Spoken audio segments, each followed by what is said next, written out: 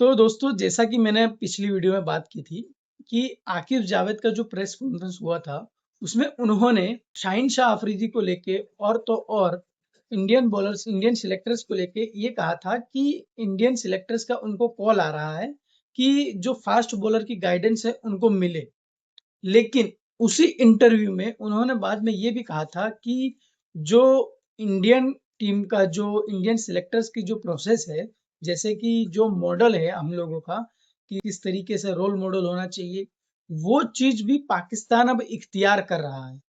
इसका मतलब कि आप जानते हैं ये एक तरफ से बहुत बड़ी अचीवमेंट है अपने लोग के लिए कि जो दूसरा देश है वो अपनी रोल मॉडल और अपनी चीज को इख्तियार कर रहा है।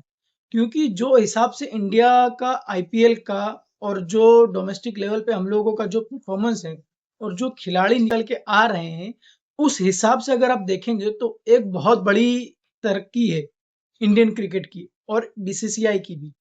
मतलब कि हम लोगों को काफ़ी सारे मैचेज़ हो रहे हैं। सैयद मुश्ताक अली हो रही है, विदर्भा ट्रॉफी हो रही है, फिर डोमेस्टिक मैचेज़ हो रही हैं और आईपीएल जो इंडियन क्रिकेट में मतलब सबसे बड़ा अहम रोल निभाता है। मतलब कि पाकिस्तान के जो आकिब जावेद हैं, उनका यही कहना था कि हम जो हैं इंडियन रोल मॉडल को इख्तियार कर रहे हैं धीरे-धीरे और तो और हम लोग उसी तरीके से प्लेयर भी तैयार कर रहे हैं।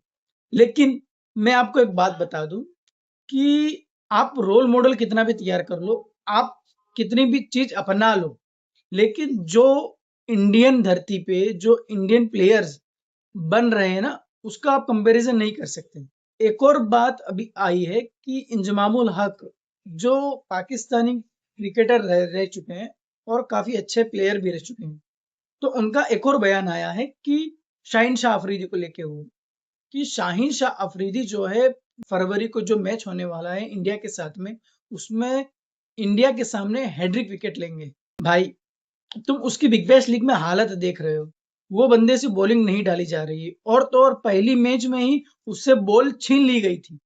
मतलब वो बॉलिंग डाल रहा था और इतनी गंदी बॉलिंग की उसने कि उसको बॉलिंग ही नहीं कराई। तो फिर तुम इस तरीके की बयानबाजी किस तरीके से कर सकते हो?